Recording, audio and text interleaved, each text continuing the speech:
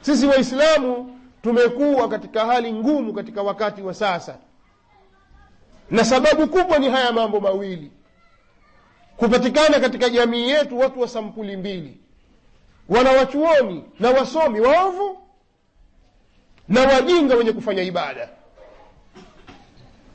Hivi ni vitu viwili vibaya, vikiingia katika umma, basi umma uko katika hatari kubwa. Na kila mmoja katika sisi kwa nafsi yake ni shahidi juu ya hilo. Hawa wajinga wenye kufanya ibada ni wengi sana. Sikwambii wajinga wasiofanya ibada. Mjinga alafu afanya ibada, aabudu hivyo hivyo kijinga jinga, hamjui Mola wake. Na hakuna ujinga mkubwa zaidi kama mtu kutokijua kitabu cha Mola wake, Qur'an. Na hawa ndio wengi katika Waislamu. Wengi katika vijana ukiwaona, mashaallah, ni mtu mungwana, safi, sura yake nzuri, avaa vizuri, ajiheshimu, katika mujtama anaheshimiwa, lakini ukimtazama hajui kusoma Qur'an. Heshima hiyo utaipata vipi wewe hujui kusoma Qur'an? Utamwona mzee, mtu mzima, anakadimishwa katika mambo, tafadhali, karibu. Watu akija, watu waona kaingia mtu si kijitu, lakini hajui kusoma Qur'an. Na kama ajua kusoma, ajua kulipua tu, la yuqimu hurufa, hawezi kusimamisha hurufi za Qur'an. Na kama atalimudu hilo, basi pengine hajui maana ya Qur'an, hajui tafsiri yake, asoma tu. Sasa haya ni matatizo. Haya ni matatizo makubwa ambayo yanatufanya sisi tuingie katika balaa. Sasa hebu jaribu kupita na kupeleleza, kuuliza, kwa nini Waislamu waliozaliwa katika Uislamu hasa wengi wao hawajui kusoma Qur'ani? Kitu gani kilichowafanya waingie katika hilo? Ni kwa sababu hakuna misikiti ya watu kwenda kusoma, madarisi hakuna, au ni kitu gani? Hakuna wakati, hakuna nini? Ukipeleleza na ukifuatilia utakuta hakuna kizuizi chochote. Hiyo misikiti hii ni watu waingia kuswali na kutoka.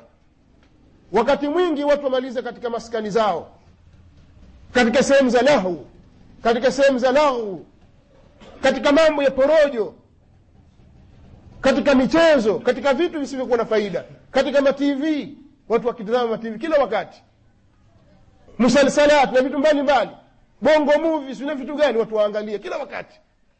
Lakini hawezi kupata wakati wa kukaa kumwambia mwalimu nifundishe Qur'an. Ikifunguliwa darasa ya Qur'an, tena mawaidha kama hivi msikiti, hutapata mahali pa kukaa, na wengine kama hivi unavyoona kwa madirishani.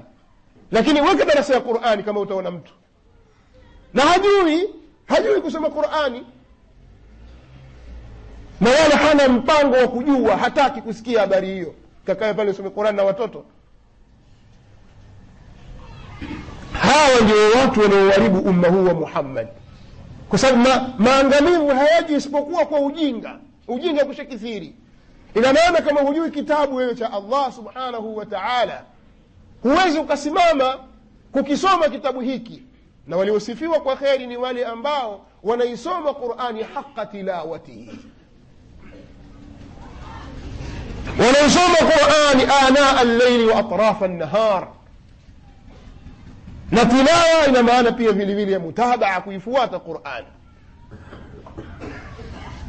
Nususi ziko nyingi, lakini kwa sababu nimekusudia kuzungumza kwa mukhtasar, nitakuwa nazungumza kwa ujumla. Aliyozungumza Sheikh Abu Hashim yametosheleza katika nususi kutilia mkazo katika hili. Lakini ujinga umekithiri katika miji yetu, ujinga umekithiri ndani ya nyumba za Waislamu. Kwa sababu ya ujinga, watu wakawa hawajui itikadi yao sahihi kuhusu Mola wao. Watu hawamjui mtume wao sallallahu alaihi wasallam na haki zake vile inavyotakiwa. Watu wanayojua wao ni kwa njia ya kurithi, tukasikia mtu fulani kasema, basi naye apokea tu. Watu hawajui namna ya kumwabudu Mola wao na utekelezaji wa ibada. Utazama watu wengi katika swala zao wanaswali kwa kuiga. Lakini leo mathalan utatia mtihani kwa watu kumwambia fulani, hebu simama swali kwa sauti tusikie. Pale unaposwali wewe wasemaje tukusikie, ndio utakapoona kwamba watu wanatukana ndani ya swala, badala ya kumwadhimisha Mola wao pengine wakawa wamtukana Allah tabaraka wa taala, kwa sababu Qur'ani waisoma makosa, adhkari hawazileti sawa sawa, au uzushi umekithiri, yale yaliyofunza Mtume sallallahu alaihi wasallam hayapo, watu wanayao mingine, swala zao zimekuwa za kuigaiga. Hili ni tatizo, utaliona kwa namna ya kuabudu pia jambo hili hulipati. Misingi ya kuongoza katika haki na kujua hii ni batili, hilo pia utakuta halijulikani, kwa sababu wakati tuliokuwa nao wazungumzaji wamekuwa wengi, vijogoo vimekuwa vingi, na vijogoo vikiwa vingi usiku waharibika. Sasa wazungumzaji wengi sana, na wengi katika wao si wa kweli, hawana elimu, lakini kwa sababu wewe hujui, wewe waangalia mirindimu ya sauti inavyotoka, ikikukuna katika nafsi yako, sema mashaallah yule kiboko yule mimi nampenda sana yule, lakini huna kigezo chochote kujua kwamba asema haki au batili, huna. Wewe kasema kusifia mashaallah maneno ya leo, yale kiboko yale, kazi yako wewe kusifia sifia tu, lakini huna mizani ya kujua kwamba huyu kazungumza haki au batili. Sasa unapokuja mambo ya khilafu na migongano, hawa wasema hivi au wasema hivi, ndipo utakapoona sasa kwamba huyu ni dhaifu. Watu wengi utasikia sasa, mashekhe bwana itabidi mkae bwana mzungumze mambo, maana matutatiza sisi wajinga maamuma, matutatiza sasa nyinyi sisi. Kwa nini utatizwe? Kwani hii dini miliki ya nani? Ndio maana sisi katika da'wa yetu, da'wa ya ahli sunnah wal jamaa, tuhimiza kwamba msingi mkubwa kabisa wa kwanza kabisa ni elimu. Lazima watu wasome, watumie wakati wao kwenye kusoma, na udhuru wa kusema hakuna wakati, huo ni uongo mtupu. Huo ni uongo mtupu. Tunajua kwamba wakati mnao wa kucheza madhumna, kucheza makeram, kucheza mapool table, kucheza madrafti, kucheza mipira, kuangalia matelevision, kukaa kupiga domo kaya tu katika maskani, wakati mnao. Lakini kusoma Qur'ani wakati huo hamna, na umri unakwenda. Sasa anayefahamu dawa ya Mtume sallallahu alaihi wasallam hawi hivyo, anakaa kitako akasoma dini yake, japokuwa kwa siku ajua leo nimekwenda msikitini nimejifundisha kitu kimoja. Katika hadithi nayokumbuka haraka haraka ya Uqba bin Amir, sikumbuki kama katika sahihaini ameipokea Muslim rahimahullahu ta'ala, Imamu Mtume sallallahu alaihi wasallam anasema, anawaambia maswahaba wake, ayukum yuhibbu an yaghduwa ila al-aqiq au ila butahana fayarji' binaqatayn kawmawayn bighayri khati'atin wala qati'ati rahim بغير إثم ولا قطيعة رحم. قالوا أينا لا يحب ذلك يا رسول الله؟ Mtume anawaambia, ni nani katika nyinyi ambaye anapenda kutoka hapa kwenda mpaka Aqiq, au kutoka hapa kwenda mpaka Buthan, kila siku asubuhi atoka, akifika kule achukua ngamia wawili walionona, pingine ngamia wawili wenye mimba achukua arudi nao mjini. Yani waambiwa, ni nani katika nyinyi iko tayari kila siku asubuhi atoke hapa kwa mguu, labda aende mahali takriban mwendo wa maili 10, aende tu kule, akifika kule atachukua ng'ombe wake wawili wazuri walionona aje nao hapa mjini. Nani iko tayari kila siku kifika wachukua tu, hakuna vita, hakuna kuuliza, hakuna kutoa pesa, wachukua tu ng'ombe wako waleta mjini? Ni nani katika nyinyi hapendi hilo? Watu wakasema, nani asiyependa hilo ya Rasulullah? Sote tuko tayari kwa hilo. Nimesema mwendo wa kilomita 10 hivi au kilomita 8, kwa sababu al-Aqiq ilikuwa wakati ule iko nje ya Madina. Ukiangalia umbali wake unakaribia hizo kilomita 8 mpaka kilomita 7. Ni wadi umepita Madina, umetoka huko, umepitia Muzdalifa, umekuja mpaka umepita sasa hivi umetenganisha baina ya Madina na Jamia Islamia, umekwenda mpaka ukapita Uhud huko.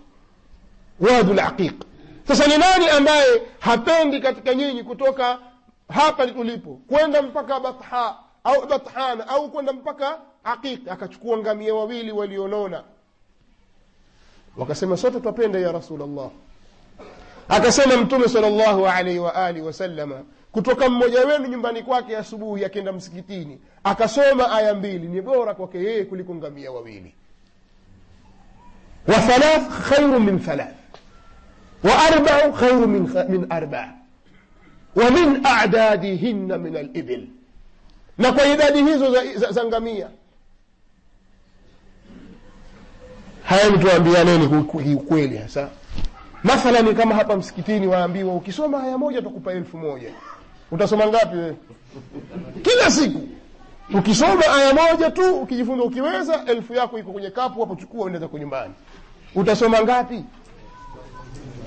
Utasoma 1 tu wewe, au utasema mimi sitaki nda zangu na haraka. Kwa msikiti hautatosha. Utasikia lawama wengine watu kuna upendeleo, kuna watu wengine watangulizwa mbele pale kwa sababu kuna ulua na kuna maslahi ya kidunia. Sasa si kweli kwamba watu hawana wakati, watu wanapuuza, hawataki dini. Dini wanashaichukulia dini ni kitu cha mzaha. Sasa dawa tunayoilingania sisi si dawa ya kurembana bwana na kupambana tu. Ukampamba mtu vizuri, Waislamu nyinyi mashaallah nyinyi mna msimamo. Hamna msimamo. Maadamu hamtaki kujifunza dini, msimamo haupo. Hii ni dawa ya kuwaita watu warudi katika usawa. Matatizo yetusibu sisi katika mjitamaa wetu ni kwa sababu hatutaki haki. Tunataka kupambwa tu sisi. Maneno yakija hapa ni visa vya kudanganyana, tunakuliwazana. Hatutaki ule ukweli wa dini hasa. Kwa hiyo hatuwezi kujirekebisha nafsi zetu, hatuwezi kutengeneza nyumba zetu, hatuwezi kubadilisha mitaa yetu kwa sababu hatuko tayari kubadilika. Sasa dawa ya sampuli hizo sisi hatuzitaki kwa sababu tuna hawa katika nafsi zetu. Na huku tuomba hidayah ni kama vile sasa wewe washika njia waelekea kusini, huko kusini mwa Afrika, waomba ya Rabbi nifikishe salama Maka. Maka ipi? Wewe shika njia si alafu waomba dua kufika Maka. Huwezi kufika. Uelekee kule unapokwenda kule ndio uelekee huku uombe kwamba ya Rabbi nifikishe salama. Sasa wewe hidayah hujaielekea, wasimama tu kwenye swala, pingine ukasema ihdina siratal mustaqim mpaka wajashtuka uko wala dhalina amin. Wala hujui umepita vipi ihdina siratal mustaqim. Kwa hiyo nataka kutilia mkazo kwamba katika vitu ambavyo vinatuangusha sisi hii leo tukao tuko katika mabalaa na hali ngumu, hakuna kitu kingine. Si siasa mbovu, wala hali za kiuchumi, wala watawala waovu, wala sijui kitu gani, ni sisi wenyewe. Sisi wenyewe watu wabaya. Tukirudi katika usawa, Allah tabaraka wa taala tutengeneza kila kitu. Hiyo ndio jambo la sawa.